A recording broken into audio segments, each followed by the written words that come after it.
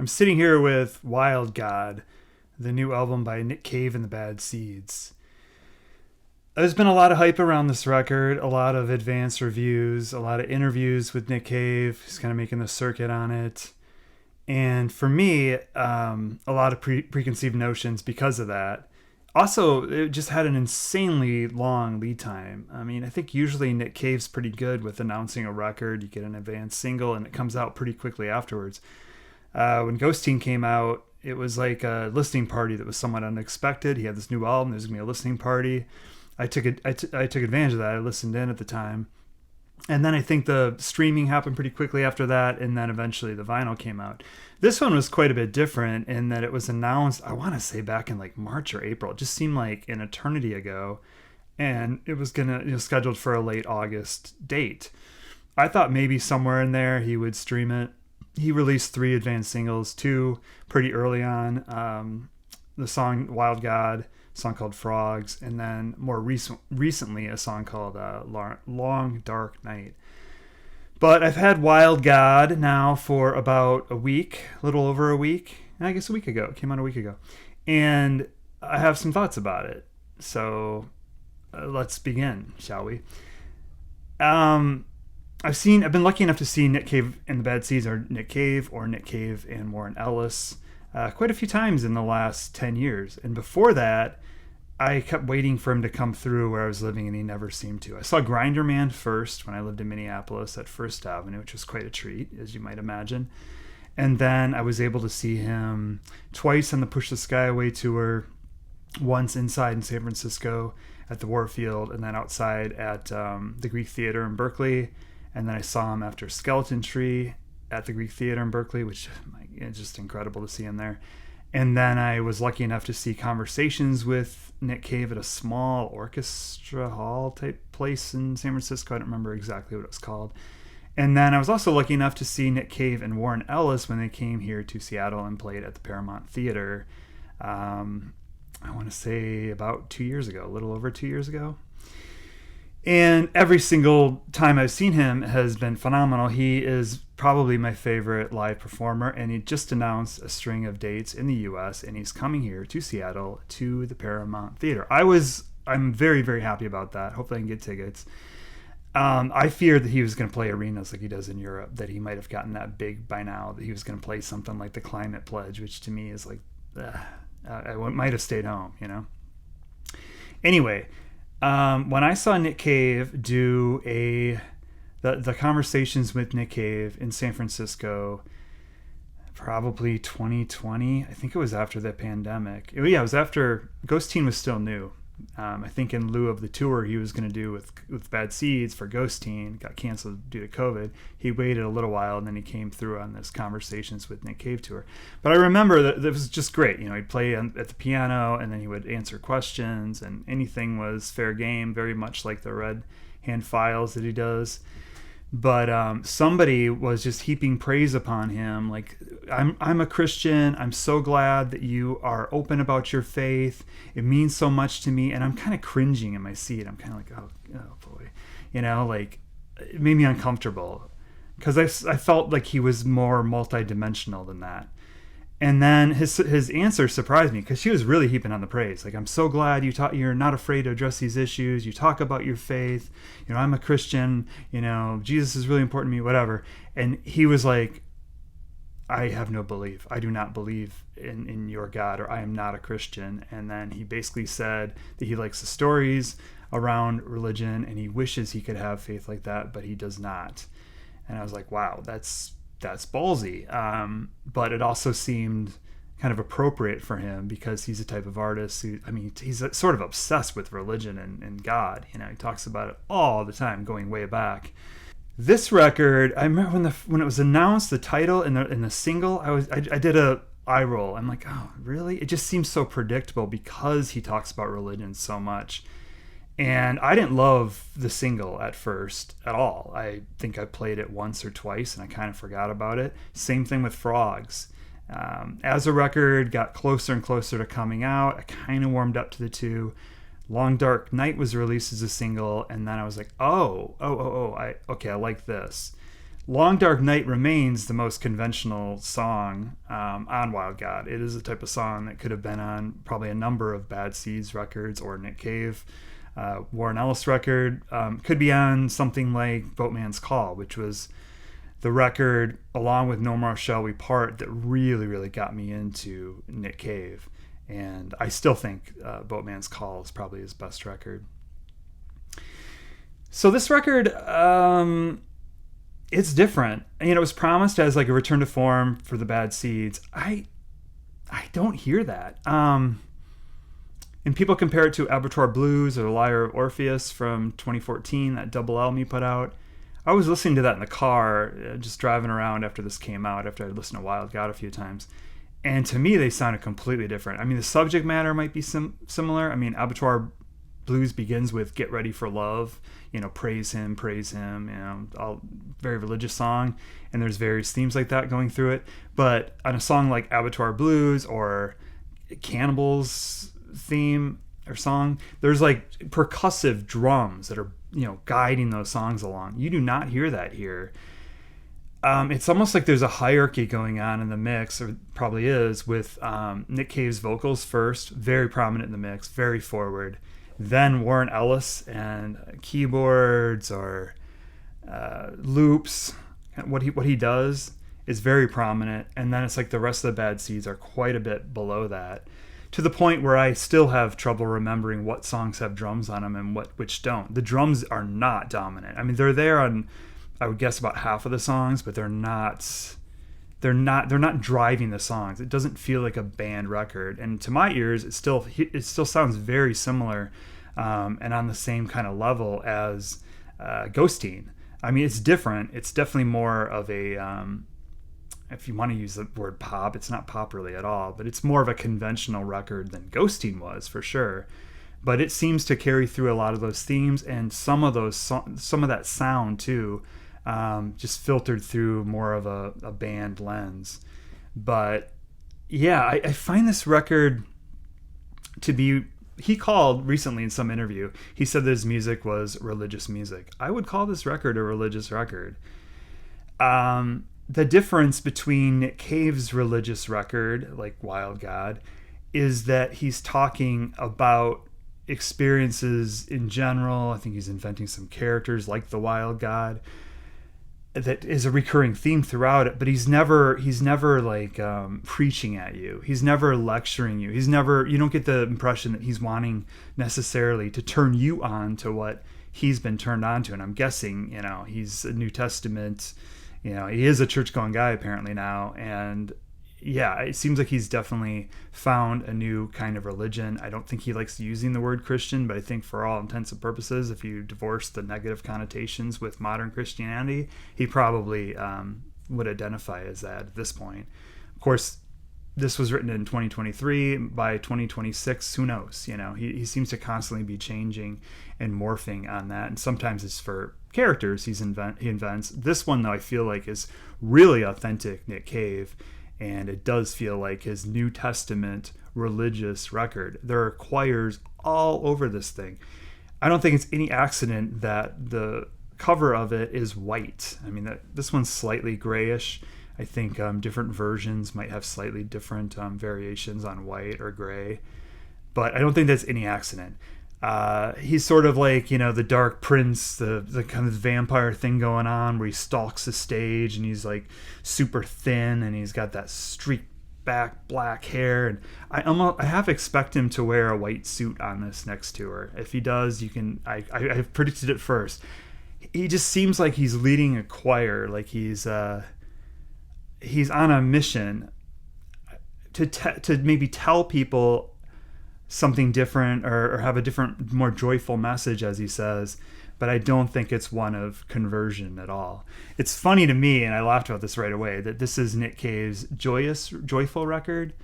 I mean, it's all relative, but it is joyful. It is, it definitely kind of is. The more I get into it, the more I agree with that. But you open up this vinyl, and the first thing you see is this picture.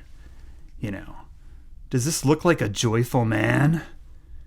And my girlfriend and I were joking around that he looks like a cult leader, and in fact, he could be a cult leader. I mean, Nick Cave's whatever. We'd probably all follow along. Maybe we've been cult members the whole time. We just don't realize it. But I do find myself liking this record quite a bit. I don't think it's going to be one that's on constant rotation. Full transparency here, when I listened to Ghosteen when it came out, I didn't like it at all. I was like, what is this? And it took me a long time to get into it. Now I like it, but I respect it more than I actually listened to it. The songs finally opened up for me when he did that Idiot's Prayer concert during the lockdown. And then he released it as a record. Fantastic record of stripped down, Nick Cave at a piano tunes of his. And those songs really opened up. And they opened up also seeing him with Warren Ellis on the Carnage tour. And I've listened to it in its entirety a few times, like late at night or if I can't sleep. And it's quite a moving piece. It really is. It's an incredible piece, but it's not one that you just kind of put on all the time. This is more conventional, but in its light, it is more light. It is more joyful. There is more of a light here. But it feels almost like a thesis statement at times more than something you can just totally enjoy. At the same time, I mean, I'm going to contradict myself all over. It is not that long. This doesn't overstay its welcome the way that something like No More Shall We Part can at times, where it's just a very, very long record. This is somewhat brief, or it feels brief. There's 10 songs on it. Opens up with Song of the Lake. People have talked about Dave Friedman's production. I've kind of talked about it my own way without mentioning his name. It is condensed. It does feel very, very guided around his voice, focusing on his voice, Warren, and then like the rest of the band back here. It doesn't have wide dynamic stereo. It's not a record I think that you just get lost in the soundscape, unfortunately. But not all records have to be like that. It's more direct. And I am picking up more and more. I think I've listened to it about 6 times now. I'm picking up more and more things the more I listen to it. Background vocals I didn't hear at first. There's a whistle somewhere in there that I hadn't heard before. But yeah, I find that I'm enjoying it quite a bit. So it opens up with Song of the Lake, pretty direct. I guess it has some tie-in also to the fact that he's been doing like cold plunges or getting in a cold lake every morning and swimming. So definitely speaks from personal experience. He tells this tale of an old man at the lake. This woman's down there. It's kind of unclear what's going on. And then there's sort of like this, all the king's horses, all the king's men, never mind. This whole idea of maybe not being complete, but he's sort of introducing, I think, this wild god character. And it's a relatively short song. It really kind of pulls you directly in. It's, when I've listened to it in the car, it feels much more condensed and like his vocal is kind of buried a little bit. On vinyl, it didn't feel that way. It was more of an intensive listen, too, between 2 speakers, of course. But then it goes into Wild God, which I'm sure most of you have heard. This wild god that's got a long, scraggly beard that's sort of going all over the country, all over the world, visiting different places. Interesting lyrics like, she would hang on to the rail as he blew through her room and made love with a kind of efficient gloom. And the people on the ground cried, when does it start? And the wild god says it starts with the heart, and the heart, with the heart. Open to interpretation, of course. Frogs is a little bit more straightforward. Continues in kind of the same sort of sound. Begins with like a Cain and Abel, Cain suing Abel thing, and then like this interesting walk home from church, some religious service. You see frogs in the rain. The rain's like this really powerful metaphor that's going through it. And then he references Chris Christopherson, Sunday Morning Coming Down. Interesting song. Those 3 songs are somewhat more conventional. And then you get into Joy, which to me seems like, you've got this teenager visiting him in his room as he's sleeping. It really does seem like it picks up on the same themes as Ghost Teen. Like a ghost teen is visiting him in the song Joy. A good song. I have a hard time remembering it. It's not the catchiest song, but it seems vital to the story woven through here, what he's talking about. Leads into Final Rescue Attempt, which I think is based on the story he's told. He told it in Conversations with Nick Cave, the book, about how he was a full-blown heroin junkie when he met his wife, and she, after a while, said, "Hey, I can't do this. I just cannot live like this. I can't be around you when you're deteriorating like this. I can't deal with this," and left.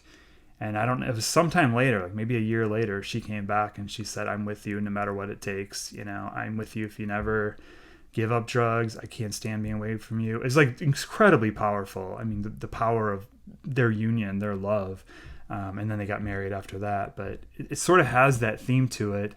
It has this amazing line in it that I absolutely love. "In my hand, searching for your hand, searching for my hand, searching for your hand, searching for mine." You know, "And I will always love you, and I will always love you." The first time I heard it, I thought of that Dolly Parton song that Whitney Houston kind of ruined. But I don't hear that anymore, and I hope that you don't hear that just because I mention it. Maybe forget that I ever said that. Flip over the record, and you get into a song called "Conversion," which I read initially, and my eyes are getting bad. Even with glasses on, sometimes I read something, and my brain tells me it's something it's not. I read it initially as "Conversation," but that wouldn't really work on this record because this definitely has a theme. The wild god shows up in this again. Now you've got a young girl involved, and then you've got this totally, the bad seeds do kick in quite a bit on this record, as does a gospel choir. Lots and lots of stuff are going on, you know, touched by the Spirit, touched by the flame, kind of over and over and over. And then he starts shouting, "You're beautiful, you're beautiful." And I've read some other reviewers saying this. You can just totally picture that line, Nick Cave screaming that at fans, you know, "You're beautiful, you're beautiful, you're beautiful." Very uplifting, I think. A really uplifting song. There is joy in this record. I think you experience it there. I think you experience it a little bit with Wild God. The moving chorus in that song of "Bring Your Spirit Down." Then it moves into "Cinnamon Horses," which I think is a really good song on here. I love the line, you know, I told my friends that life was sweet. I told my friends that life was very sweet. And then I told my friends that life was good, that love would endure if it could. It's part of the whole piece. I feel like that, too, seems like it's more like the Ghost Teen story coming through again. You know, these three records, Skeleton Tree, Ghost Teen, and this record very, very much feel like a trilogy. Whereas before you could almost start with "Push the Sky Away." But these are all, you know, informed by, unfortunately, by his son, and then later on his sons, plural, deaths. And "Push the Sky Away" was written before Arthur died, but recorded most of it, or if not all of it, it's a little unclear, after he died. So you have kind of a broken Nick Cave singing it. It sounds that way to my ears. When I saw him on that tour, it was like a man reborn. With the Bad Seeds in 2018, that stuff came alive and it sounded brilliant. You can kind of hear it on Distant Sky, which is an EP from that tour.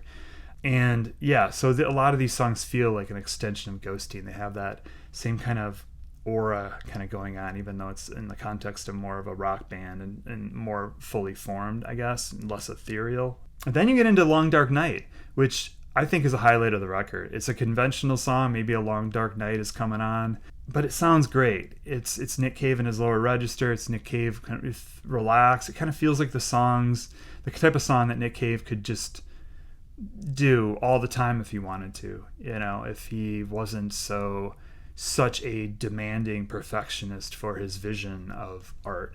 I mean, here's a guy who sits down. I think he started this record on New Year's Day in 2023, and he apparently hates the process, but he like writes the lyrics first, gets the lyrics so that the way he wants them. I think he even does them in order of how the record's going to be. Then he gets Warren Ellis involved, and in this case, the rest of the Bad Seeds, to put music to it and get it all working as tunes. Primarily Warren is a songwriter with him, but yeah, I don't know if too many artists that do that start with songwriters that start with the lyrics first and have quite the vision like he does. But you kind of I get the feeling that if he was just more of a casual songwriter, we'd get more songs like "Long Dark Night," which is a really good song. And certainly not a light song either, but just more of a conventional song. And I think it's going to probably go down in his canon as one of those songs that you hear a lot, kind of a new classic for him.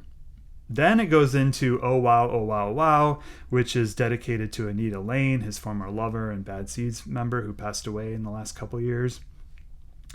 Very, very interesting song. I mean, the first line, I was like, what? What did he say? She rises in advance of her panties. I was like, that's an interesting way of saying somebody sleeps naked. Okay. And then I can confirm that God actually exists. Okay, when you read those together, she arises in advance for panties. I can confirm that God exists. I'm like, oh, that's kind of a cool way of, yeah, of saying that, of seeing immense beauty in someone. It also reminds me of the one of my least favorite bands ever, but I do like the song, the Dave Matthews song, "Lift Up Your Skirt and Show the World to Me." Similar kind of thing, but very nice tribute to her. I have a real problem though. It's the only misstep. I mean, you could say the production is in some ways. A more expansive record would be more interesting production wise, and having the drums up front and all that. I'm sure we're going to get that live, and who knows, maybe I'll put out a live album that will kind of reinvent some of these songs that way. But I do feel like the misstep here, the only real misstep, is the auto-tune that is on this song. I've been trying to get beyond it. It's not so much on the vocals. It's like an effect musically that I would guess Warren Ellis is doing. And it just takes me out of the song. A beautiful tribute to Anita Lane, but it just takes me right out. I get sucked back in a little bit when it comes to her voicemail, which is just beautiful that she leaves for him. Probably around the time, I think it might have been the last voicemail, one of the last that he got from her. Talking about the younger days. What a beautiful thing they had and kind of didn't even know it. Yeah, really great little way to almost end the record. Then, in case you had any doubts that Nick Cave is a very religious man at this point, or definitely wants you to think about that, he has a song called "As the Waters Cover the Sea," which is like Jesus rising from the dead at the tomb, like totally recreated in song. It's a very short song, but it's also quite direct. I mean, it says peace and good tidings to the land. Repeats that a couple of times. Peace and good tidings. He will bring good tidings to all things. It could be a church song. I like the song, and that's where it leaves you. That's where the album leaves you. So it's quite the journey. It's very, I wouldn't say it's an easy listen. I don't know that this one is just to drop the needle on and you play it all the way through on a Sunday morning or something like that. I think it's a little bit more challenging than that, and I don't think, like I said, it's probably going to become my favorite Nick Cave and the Bad Seeds record anytime soon. But there's sort of a fascination with the material here, and I do keep myself coming back to it. It's only been out for like a week, so there's probably going to be more and more chances and more obsession for me, because he is one of my favorite artists. And I will probably be listening to this album a lot more. But that's my early take on Wild God. I'm curious to hear everybody else's thoughts on it.